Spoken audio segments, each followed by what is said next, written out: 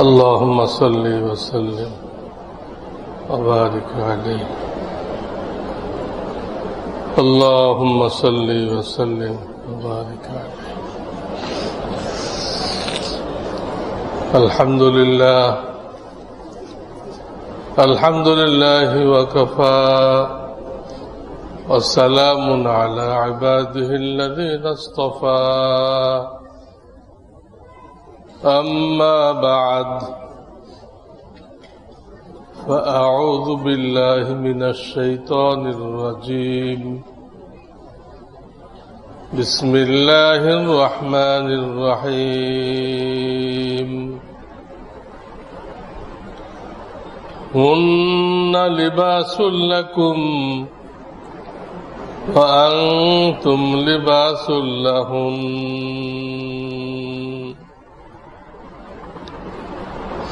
وقال النبي صلى الله عليه وسلم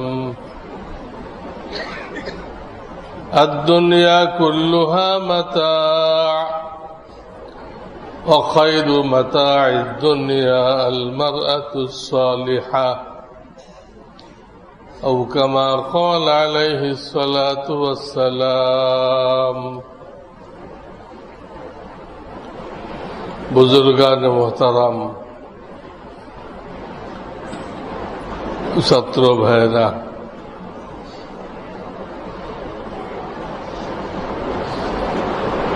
আমাদের দুনিয়া আখিরাতের কামিয়াবির জন্য আল্লাহ তাআলা যে দ্বীন ইসলাম দান করেছেন এটা মৌলিকভাবে 5টা বিষয়ের নাম। শাখা প্রশাখা অনেক আছে।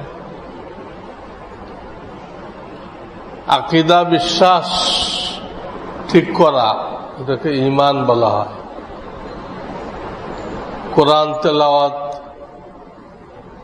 উযু, গোসল, নামাজ, রোজা, হজ, যাকাত সহিভাবে করা ইবাদত বলা হয় এটাকে। ব্যবসা বাণিজ্য, চাকরি বাকরি, ক্ষেত খামার এগুলো সহিভাবে করা, আল্লাহর হুকুম মতো করা, একে বলা হয় মুআমালাত।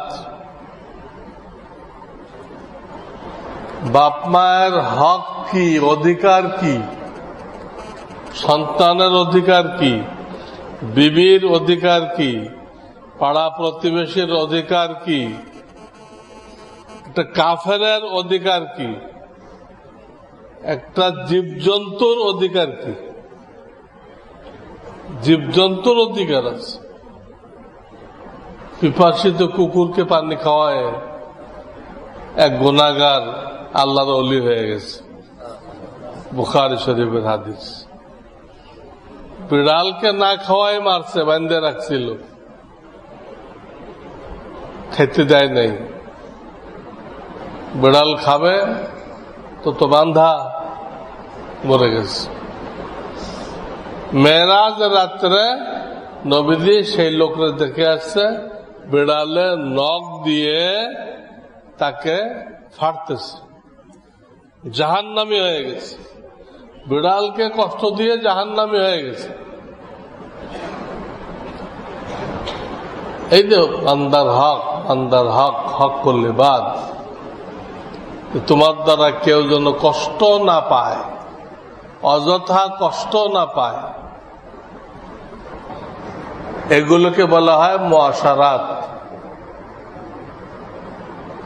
আর কিছু আছে আমাদের অন্তরের সাথে সম্পর্ক। সৃষ্টিগতভাবে আমাদের অন্তরে 10টা রোগ আছে। 10টা। অহংকার, রাগ, তারপরে রিয়া, লোক দেখানো, এরকম 10টা রোগ আছে। আবার 10টা গুণও আছে। সবর, শুকর, ইখলাস, আল্লাহর জন্য করা, তাওয়াজু, বিনয়ী হওয়া, তওবা, আখিরাতের ফিকির, ভালো গুণও আছে। তো 10টা খারাপ গুণকে দূর করা এবং 10টা ভালো গুণ অর্জন করা, একে বলা হয় আত্মশুদ্ধি। কি বলা হয়? আত্মশুদ্ধি। আল্লাহ এর জন্য হার জামানায় পীর মাশায়েখ পয়দা করছে, পীর মাশায়েখ পয়দা করছে। আপনাদের পানি পড়া দেওয়ার জন্য পয়দা করে নাই, তাবিজ দেওয়ার জন্য পয়দা করেন, অন্তরের রোগের চিকিৎসা দেওয়ার জন্য। 5টা বিষয় হলো মৌলিক। এই 5টার মধ্যে একটা হলো মুআশারাত। এই মুআশারাতের মধ্যে একটা আছে বিবাহ শাদী। এর ওসিলায় দুনিয়া টিকে আছে। তো আমরা এটা মাসলা না জানায় ইহুদিদের তরিকায়, হিন্দুদের তরিকায়, খ্রিস্টানদের তরিকায়, বংশীয় তরিকায় আমরা এগুলো করি। খুব খেয়াল রাখতে হবে আল্লাহর হাবিব কি বলে গেছেন, ওই তরিকায় হবে। কিন্তু সব বিস্তারিত বলে দিয়ে গেছে।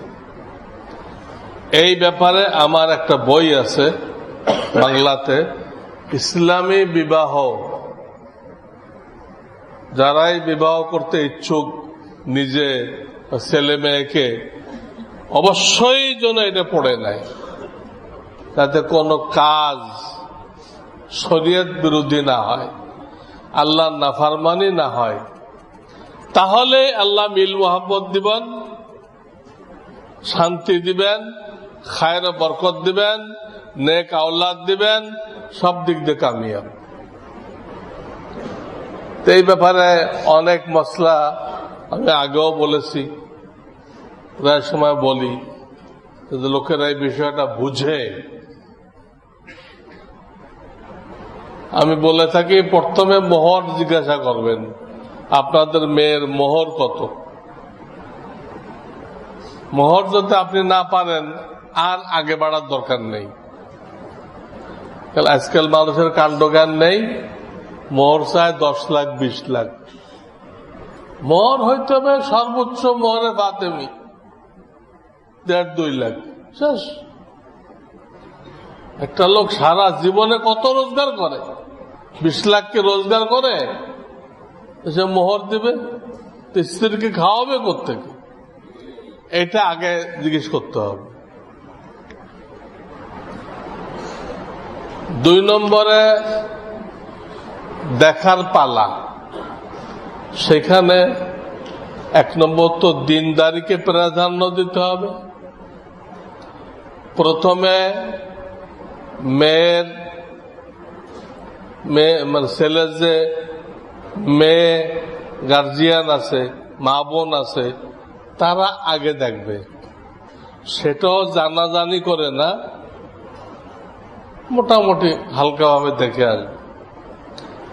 তারা যদি বলে ভালো, তাহলে ছেলে দেখবে।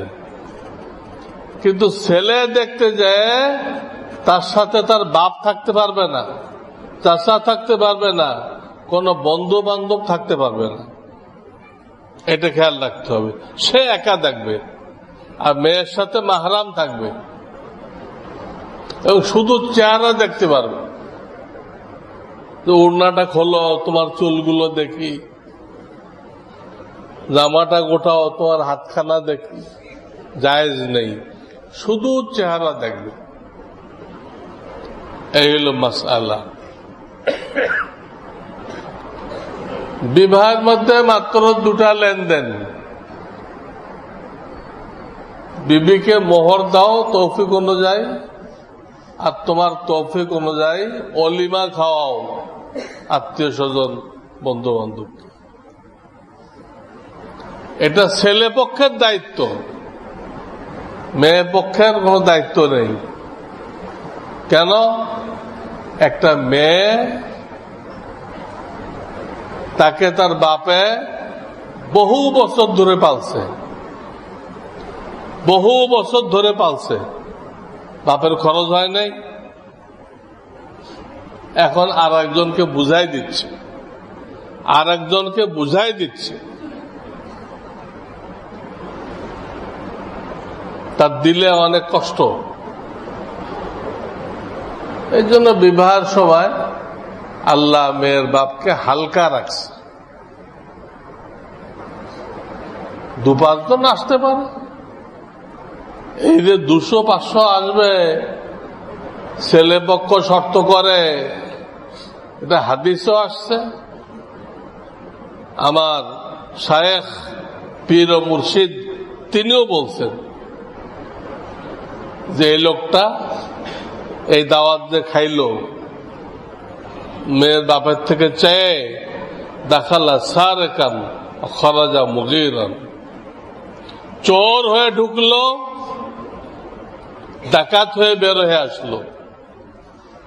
খানা খাইলেন এক ওয়াক্ত, টাইটেল পাইলেন কয়টা? 2টা।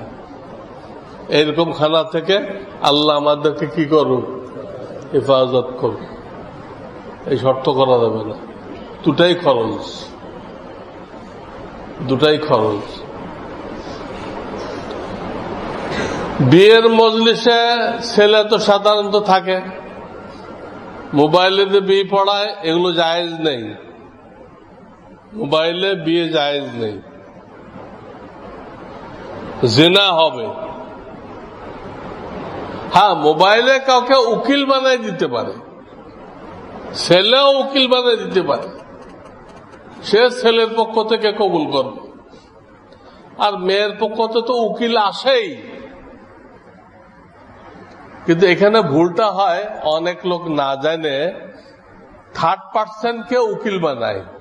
থার্ড পার্সন, মেয়ের কিছুই লাগে না, তারা উকিল বানায়। সমস্যা কি হয়?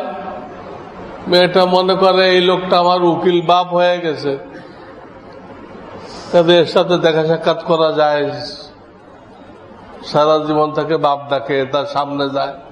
হারাম, একদম হারাম। এই জন্য উকিল বাপ হবে মেয়ের বাপ, মেয়ের চাচা, মেয়ের দাদা, মেয়ের নানা, মেয়ের ভাই, অর্থাৎ যারা মাহরাম, তারা উকিল বাপ হবে। তারা কি হবে? উকিল বাপ হবে, থার্ড পার্সন হবে না। থার্ড পার্সন উকিল বাপ হওয়া শরিয়াতে পাওয়া যায় না, পাওয়া যায় না। এই প্রথা একদম উঠাই দিতে হবে। তৃতীয় ব্যক্তি উকিল বাপ হইতে পারবে না, গলত তরিকা।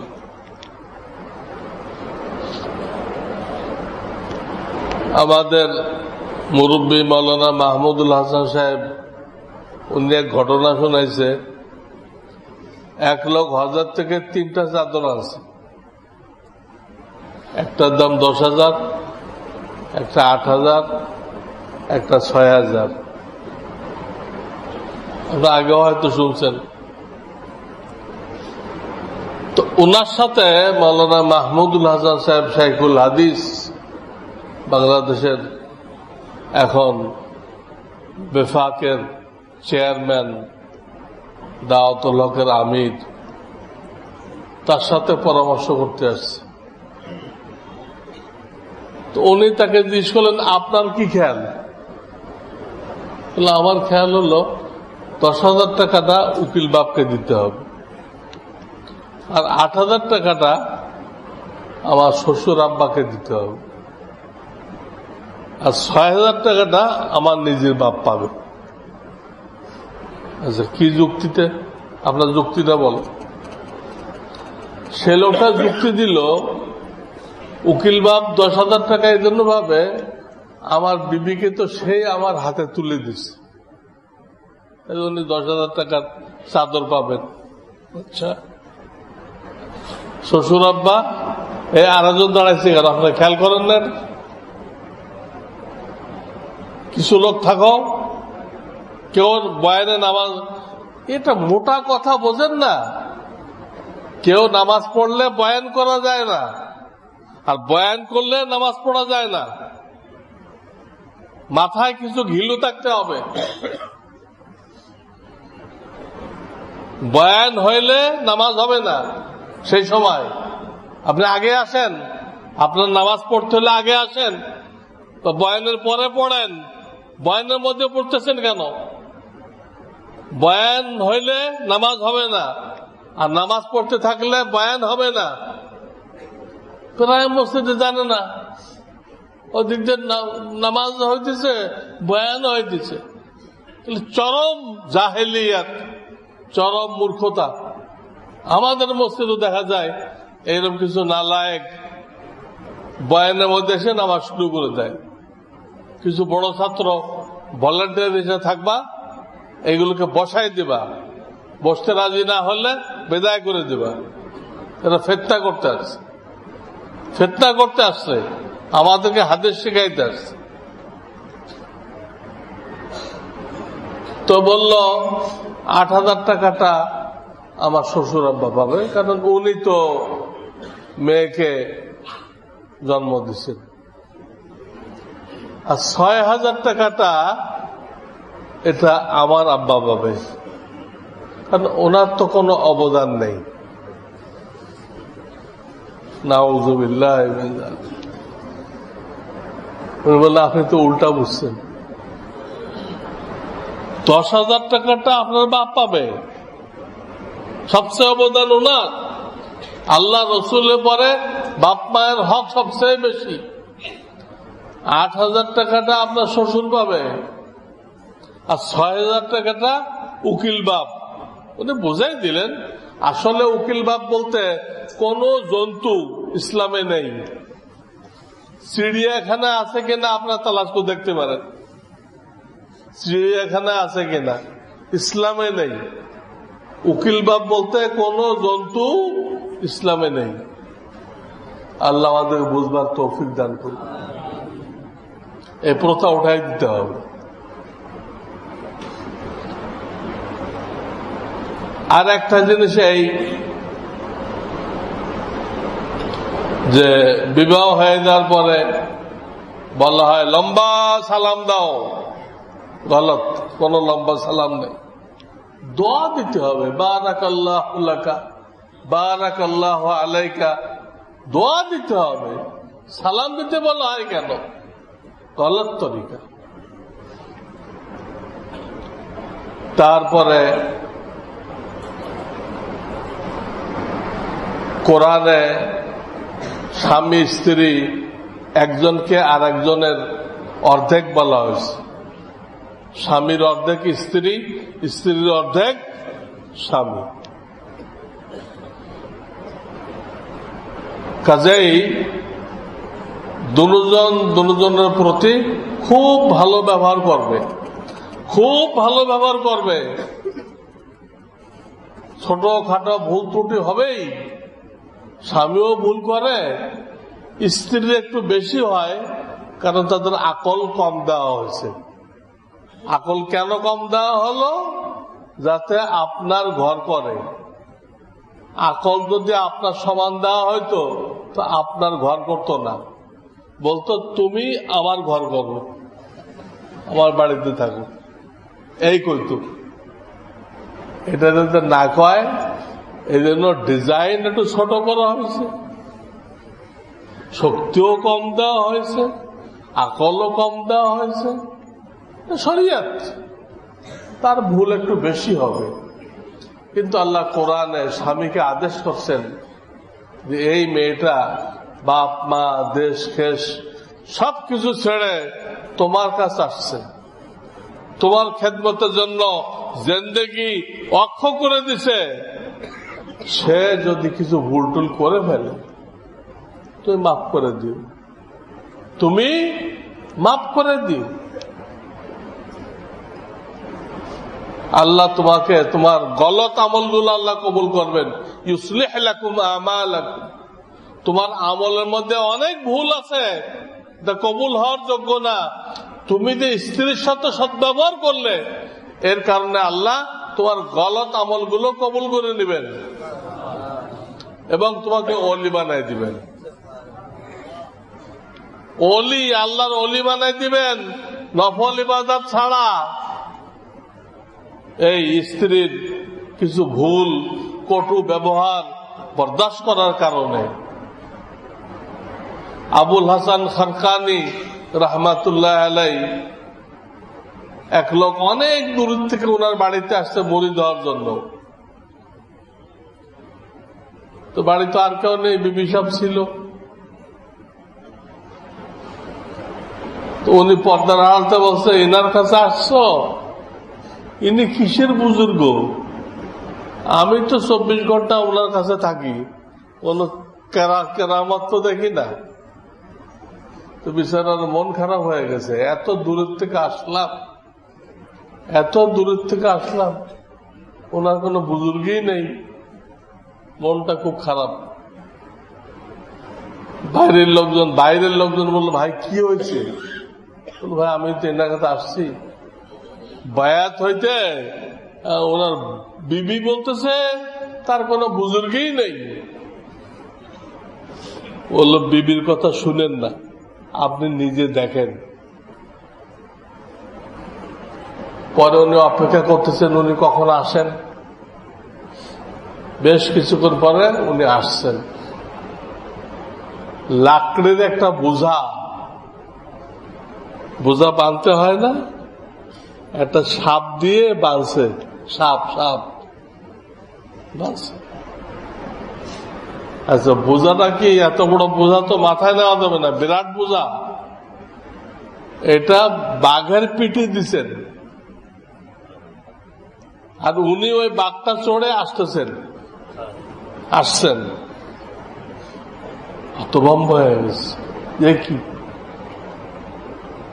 সাপে দড়ি হয়ে গেছে, হ্যাঁ, বাঘ গাধা হয়ে গেছে, ঘোড়া হয়ে গেছে। ওই বুজুর্গ বলল, আশ্চর্য হয়েও না, আমার স্ত্রীর কিছু কটু ব্যবহারের কারণে আল্লাহ তাআলা আমাকে এই সম্মান দিচ্ছেন। সাপেও আমার খাদেম হয়ে গেছে, হ্যাঁ, বাঘও কি হয়ে গেছে, আমার খাদেম হয়ে গেছে। আল্লাহর কুদরত দেখেন। আর এক বুজুর্গ ছিল, আমাদের সিলসিলার বুজুর্গ, মির্জা জানা রহমাতুল্লাহ আলাই। মির্জা জানা, যার খলিফা হলো কাজী সানাউল্লাহ পানিপতি, যার তফসির আমরা পড়ি, তফসিরে মাজহারি। এই মির্জা জানা রহমাতুল্লাহ আলাই, উনি একটু উল্টাপাল্টা বরদাস্ত করতে পারতেন না, একটু না। কোন কিছু টেড়া ব্যাখ্যা করে রাখছে, উনি অসুস্থ হয়ে যেতেন। একটা জিনিস রাখার তরিকা আছে না, আপনি ওই তরিকা না রাখে একটু কাজ করে রাখলেন, একটু বাঁকা করে রাখলেন, সব নিয়ম মতো রাখতে হবে।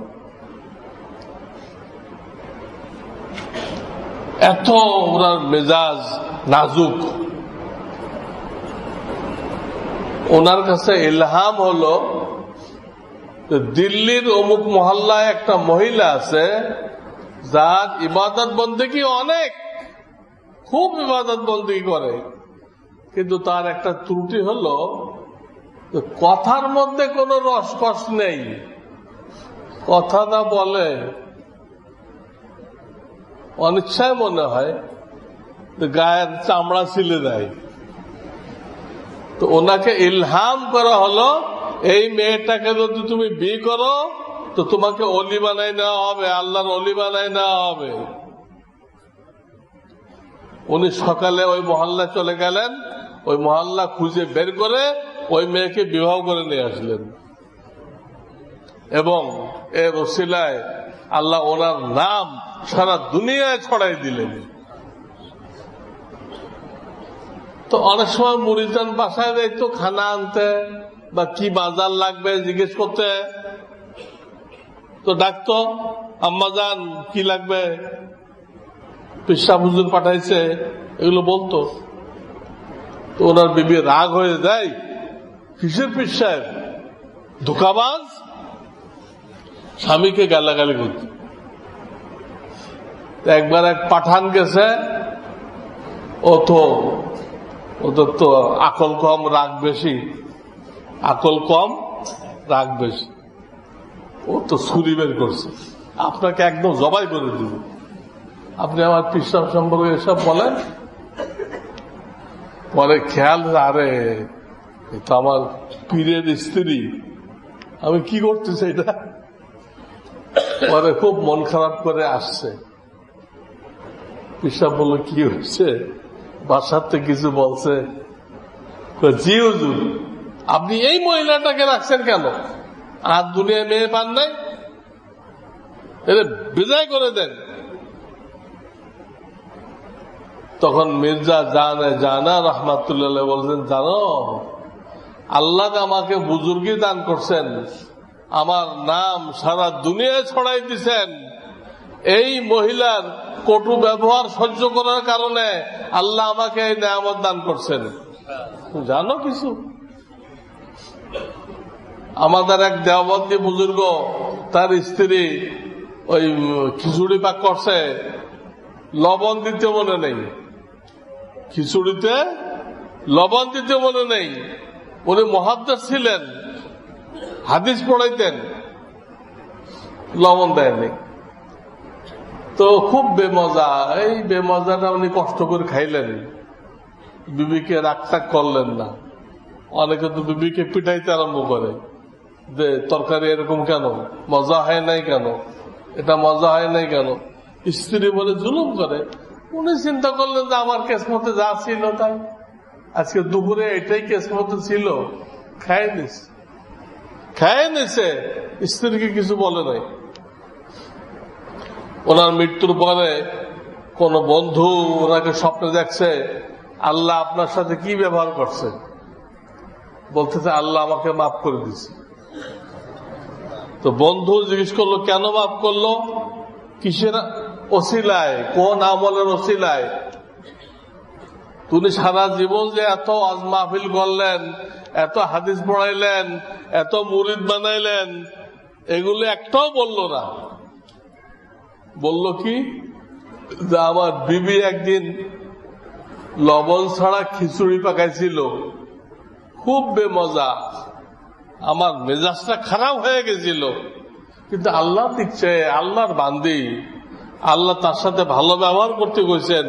ও আশিরুহুন্না বিল মারুফ, আল্লাহ এই আয়াতে বলেছেন, দেখো তোমার যে বিবি আমার কুদরতি বন্টন দ্বারা তোমার কাছে গেছে, এমনি যায় নাই, আমার একটা বন্টন আছে, এর সাথে ভালো ব্যবহার করো। আল্লাহ নিজেই সুপারিশ করতেছে, ভালো ব্যবহার করো, ভুল ত্রুটি মাফ করে দাও। এই দিক থেকে উনি মাফ করে দিচ্ছেন। তার কোন আখলাক তোমার অপছন্দ হইতে পারে, আর একটা আখলাক দেখবা তোমার পছন্দ হয়ে গেছে। এই জন্য আমাদের দায়িত্ব হলো, আল্লাহ আমাদের যাকে বিবি দান করছেন তাকে দ্বীনি তালিম দেওয়া, বুঝাইতে থাকা, এবং কিছু কোনো ভুল ত্রুটি হয়ে গেলে মাফ করে দেওয়া, যতদূর সম্ভব মাফ করে দেওয়া। আর স্ত্রীদের দায়িত্ব, স্বামী যদি দিনদার পরহেজগার হয় আলহামদুলিল্লাহ, আলহামদুলিল্লাহ। আর যদি স্বামী দিনদার পরহেজগার না হয়, তো খুব হেকমতের সাথে আস্তে আস্তে স্বামীকে কোন দিক নিয়ে আসবে, দিনের দিকে নিয়ে আসবে। তা স্ত্রীর দায়িত্ব, স্ত্রী কি চায় যে আমার স্বামী আগুনে জ্বলুক? চায় না, তাহলে বুঝাইতে হবে, একজন আরেকজনকে বুঝাইতে হবে। এবং একজন রাগ হয়ে গেলে আরেকজন চুপ থাকতে হবে। দুইজন একসাথে রাগারাগি করে দুই গাধার মতো ধাক্কাধাক্কি করবে না, বাস একজন রাগ হয়ে গেছে আরেকজন চুপ হয়ে যাবে, পরে মেজাজ ঠান্ডা হলে বুঝাই বলবে, এই হয়েছে, বুঝাই বলবে। তো মেয়েরা ইচ্ছা করলে হেকমতের সাথে স্বামীকে আল্লাহর ওলি বানাইতে পারে। আমার পীর ও মুর্শিদ উনি একটা ঘটনা বলছে। এক গার্জিয়ান তার মেয়ের বিবাহ ঠিক করছে। এই পরিবার খুব দিনদার, এবং যে পরিবারের ছেলের সাথে বিবাহ ঠিক করছে ওইটাও বাহ্যিকভাবে দিনদার, পরেজগার, ওটাও পরেজগার, দুনো পক্ষ পরেজগার। বিবাহ ঠিক হয়ে গেছে, দিন তারিখ ঠিক হয়ে গেছে। 2 দিন আগে মেয়ে পক্ষ জানতে পারলো সব ঠিক আছে, ছেলে নামাজি রোজাদার সব ঠিক আছে, কিন্তু ছেলে ঘুষ খায়। কি খায়? ঘুষ। ঘুষ কই থেকে আসছে? ঘুষি থেকে। ঘুষ কই থেকে আসছে? ঘুষ সুদ যারা খাবে কবরে ফেরেশতারা তারা ঘুষাইব। ওয়াল মালাইকাতু বাসিতু আইদিহিম, ফেরেশতারা ঘুষি ঘুষাই রাখছে আগের থেকে ঘুষানোর জন্য। এই ঘুষি থেকে ঘুষ। ছেলে কি খায়? ঘুষ খায়। এখন মেয়ের বাপ তো অস্থির হয়ে গেছে, হারে এত তালাশ করে একটা দিনদার ছেলে বের করলাম, এটা আবার ঘুষ খায়, এদিক তারিখও হয়ে গেছে, কি করি? অস্থির। পরে মেয়ে জিজ্ঞেস করল, আব্বা আপনি এত অস্থির কেন? কোন দুর্ঘটনা ঘটছে? পরে মেয়ের বাপ সব বলল যে এই ঘটনা, আমরা তো দিনদার দেখেই ঠিক করছিলাম, এখন শুনি এই অবস্থা, ঘুষ খায়। মেয়ে বলল, আব্বা আপনি চিন্তা করেন না, আপনি আমাকে ওই জায়গায় বিবাহ দিয়ে দেন, ও ঘুষ খায় না কি খায় তা আমি দেখব, আপনি দিয়ে দেন ওই জায়গায়, কোনো চিন্তা করেন না। মেয়ে সান্ত্বনা দেওয়াতে বাপের একটু সান্ত্বনা হয়েছে। বাপের কি হয়েছে? সান্ত্বনা হয়েছে। তো বিয়ে দিয়ে দিছে। দিলে শাশুড়ি ডাকতেছে, আমার সাথে খাও। বলে না, আমি স্বামীর সাথে খাবো, আর কারোর সাথে খাবো না। তো স্বামীর সাথে এক কামরায় বসছে, দরজা বন্ধ করে খাইতে বসছে। তো স্বামী তো বিরিয়ানি পোলাও খাইতেছে, ওরও খাইতে করতেছে। আর ও কি করছে? ওর ব্যাগের থেকে শুকনা রুটি বের করছে, বের করে ভিজাই ভিজাই ওইগুলো খাইতেছে। স্বামী ভাই তুমি এগুলো কি করো? এত বিরিয়ানি পোলাও পাকানো হয়েছে, এইগুলো না খাইয়ে শুকনো রুটি খাইতেছ কেন? তখন স্ত্রী বলল, তুমি কিছু মনে না করলে আমি একটা কথা বলবো। বললো। কথা হলে এই, বিয়ের আগে আমাদের কাছে খবর গেছে, সত্য মিথ্যা আল্লাহ জানে, আপনি নাকি অফিসের মধ্যে ঘুষ খান। এই খবরটা জানার কারণে আমি বাপের বাড়ির থেকে অনেক রুটি শুকাই নিয়ে আসছি। আমি আপনার সাথে থাকবো, আপনার খেদমত করব, কিন্তু আপনার খানা খাবো না। যতদিন আপনি ঘুষ না ছাড়বেন আমি খানা খাবো না, আপনার খানা খাবো না। এই কথা বলল। এই কথা শুনে স্বামীর চোখ দিয়ে পানি এসে গেল। এরা হালাল হারাম এত চিন্তা করে, হালাল হারাম এত বেঁচে চলে, আর আমি কি করতেছি? তখন সে স্ত্রীর কাছে ওয়াদা করলো, আমি তোমাকে ওয়াদা দিচ্ছি, আমি কালকে থেকে আর ঘুষ খাবো না। কাজে তুমি খানা খাও, আমি ওয়াদা দিলাম, আমি বাকি জিন্দেগিতে আর কোনদিন ঘুষ খাবো না। দেখেন, স্ত্রীর একটু কুরবানির ওসিলায় স্বামী পুরা জিন্দেগির জন্য কি হয়ে গেল? হ্যাঁ, ঘুষ ছেড়ে দিল, ভালো মানুষ হয়ে গেল, আল্লাহর ওলি হয়ে গেল। এগুলো হিকমত, এগুলো টেকনিক, এগুলো আমাদের মেয়েদেরও জানতে হবে, আমাদের স্ত্রীদের জানতে হবে এই টেকনিক দিয়ে নিজের স্বামীকে ছেলেকে দ্বীনের পথে নিয়ে আসবে। সংক্ষেপে কয়েকটা কথা বললাম যে আমাদেরও মাপসাপ করতে হবে, তারাও আমাদের দিনদারির জন্য কুরবানি করবে। দুনো পক্ষতেই কি আছে, দুনো পক্ষতে আল্লাহ কি রাখছেন? দায়িত্ব একতরফা না, দায়িত্ব দুনো তরফা, দুই তরফা। আল্লাহ তাআলা এই দুনো তরফা দায়িত্ব আদায় করার তৌফিক দান করেন। ওয়া আখিরু দাওয়ানা আনিল হামদুলিল্লাহি রাব্বিল আলামিন। এখন আমরা সুন্নত পড়ে নেন।